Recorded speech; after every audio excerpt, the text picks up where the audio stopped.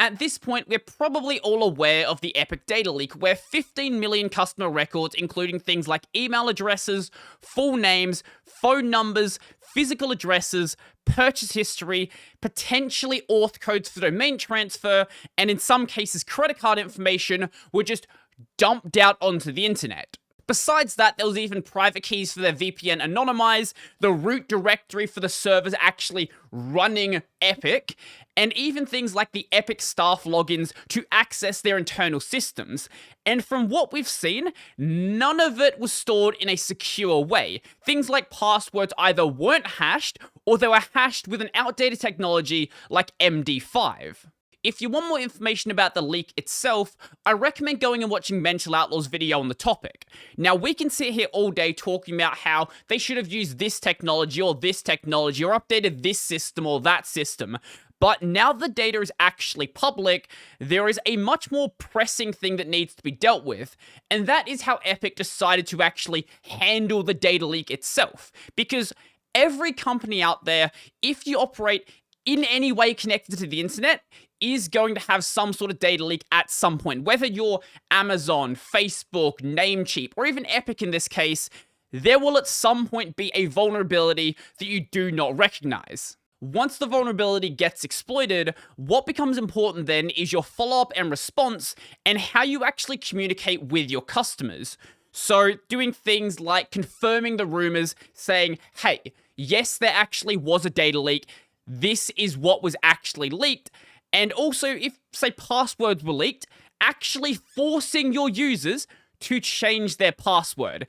But how did the one and only Mr. Rob Monster decide to handle this situation? Well, at the start of the situation, the answer was really by not handling it. So a day after the leak happened, this email was sent around to Epik customers. At Epik, we take security and privacy of your information very seriously. Therefore, as a precautionary measure, I'm writing to inform you of an alleged security incident involving Epik. Our internal team, working with external experts, have been working diligently to address the situation. We are taking proactive steps to resolve the issue. Basically just saying, hey, we're doing things to fix it. You are in our prayers today. We are grateful for your support and prayer. When situations arise where individuals might not have honorable intentions, I pray for them. I believe that what the enemy intends for evil, God invariably transforms into good. What? Like, why have you not said anything about the data that was actually leaked? Why did you not say, hey, this is the information we know is out there? Because a day after the leak happened, it was already confirmed what data was in the leak. And when you logged into Epik, it didn't prompt you for a password change. It didn't have a warning box there saying, hey, go and change your password. It didn't have a warning box there saying, hey, there may have been a data leak. Be cautious with this information that may have been released publicly. If you hadn't checked your emails that day, it is very likely that you just didn't even know a leak had actually happened. This would have been dead simple for Epik to confirm because there was internal information stored in the dataset. So if you go with one of the staff logins, you just go to that staff member and say, hey, is this your login information? If the answer is yes, assume the entire dataset is probably real. Now, I could forgive Epik just for that moment of incompetence. At some point, every company is going to make a mistake. What I cannot forgive Epik for is that they may have known about the vulnerability since January. So Corbin Leo, who is a known security researcher and runs an InfoSec blog, tried to contact Rob Monster through LinkedIn back in January, asking if they had a bug bounty or a way to report a vulnerability. At the time, Rob Monster read the message, but did not respond. So Leo told TechCrunch that a library used on Epik's WHOIS page for generating PDF reports of public domain records had a decade-old vulnerability that allowed anyone to remotely run code directly on the internal server without any authentication, such as a company password. At this stage, it's not known if Anonymous used the same vulnerability that Leo had discovered, but Leo does believe that is very likely to be the case, because ever since the leak did happen, the flaw has actually been fixed. So either Epik has two major vulnerabilities, or this was the vulnerability they used. And Rob Monster did reply to TechCrunch when they contacted him for a comment, saying, "We get bounty hunters pitching their services. I probably just thought it was one of those. I am not sure if I actioned it. Do you answer all your LinkedIn spams?"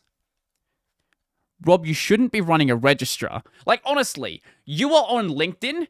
It is very easy to check what the person has done in the past. And you can see, hey, look, this Corbin Leo guy, security researcher. Maybe I should take what he says seriously. Now, as of 3 days after the response, so September 18th, the only response that Epik had given after that email is this one here. "Dear Epik customers, on September 15th, we confirmed that certain customer account information for our domain-related systems was accessed and downloaded by unauthorized third parties. We have deployed multiple cybersecurity teams to assess, secure, and remediate all affected systems. We have identified the cause of the incident and are working towards full resolution. Epik has been a trusted source for you for many years, and our highest priority will always be your security and privacy. We will keep our affected customers and relevant authorities updated as we continue our aggressive steps to resolve the issue. For public inquiries, please contact this email. Thank you." It still does not say what data was affected. This is 3 days after the leak. But when it comes to security and privacy, we know that Epik does not take this seriously. Things like how they have MD5 password hashes. MD5 has been broken for a very long time. If you have MD5 password hashes, you might as well just leave them in plain text. They also allowed staff members to have the username and password be the same thing for their internal systems. So an example of that would be something like, let's say there is a staff member named John. Their password would also be John. No! Don't let that happen. Also, there was private keys left in the bash history. And then there is the bug report from a known security researcher they didn't take seriously. And I'm sure there are countless other flaws that we could talk about all day. And then around the same time, a Jitsi call happened for 3.5 hours where Rob Monster basically just sat there trying to spread copium. He basically was trying to deny the leak was happening on the live system, saying, "Oh, it was actually just a backup." And what that says to me is either your backups are really out of date, or it doesn't actually matter because the backup is still only just behind the live system and the data is basically the same anyway. I haven't watched the entire 3 hours, but what I have watched was an absolute mess. I will leave it linked down below if you want to waste your day or something. Now, because the dataset is so massive, it took a couple of days to get it added into HaveIBeenPwned. But as of, I believe, yesterday, the dataset has actually been added. But if you were an Epik customer, you don't really need to check because basically every customer is going to be included anyway. But it's actually a little bit worse than that as well. So there's been some reports of people looking through the data where their data is included, but they weren't actually an Epik customer. So it seems like Epik was scraping WHOIS data from people who didn't go and anonymize it, and it seems like to the hackers that those people were using Epik, but in reality they just forgot to anonymize the WHOIS. And now 6 days after the leak was confirmed, 5 days after everybody knew what was in the dataset, this email was finally sent out from Epik saying, "Hey, this is the personal information that may have been obtained. Name, address, email address, username, password, phone, VAT number if given, transaction history, domain ownership, and for a small subset of users, credit card information." Credit card information had not even been mentioned until yesterday. That should have been in the first email. You should not have waited 6 days to confirm that maybe credit card information could have been included. Don't go and do a Jitsi call where you say, "Oh, we only stored the last 4 numbers." Clearly you don't, because some credit card information was leaked. So if you are an Epik customer, don't wait to find out if there actually was a problem. Go and cancel your card today if it was ever connected to Epik, and just get a new one issued. If there are any employees watching this from a hosting provider, a social media company, a registrar, or really anything else, look at what Epik has done and look at it as a counterexample of how to handle this situation. I hope that Epik burns. I am never touching this company again. They clearly have no care for security or privacy, and I'm going to encourage everybody that I know to never use this business. Use literally anything else, because clearly Epik has no idea what they're doing. And sure, maybe they will learn from this and maybe they will improve, but at this point they have completely destroyed their reputation, and I don't know how they can recover. Now, as for the people out there who think they're doing a good thing by sharing private information because they think that everybody using Epik is somehow a bad person, obviously that's not true. Epik has regular customers. Not everyone who uses Epik is 4chan or Gab or any of these websites that you think are actually the devil. So if you think that sharing private information is somehow a good thing, it is not. You are committing a crime.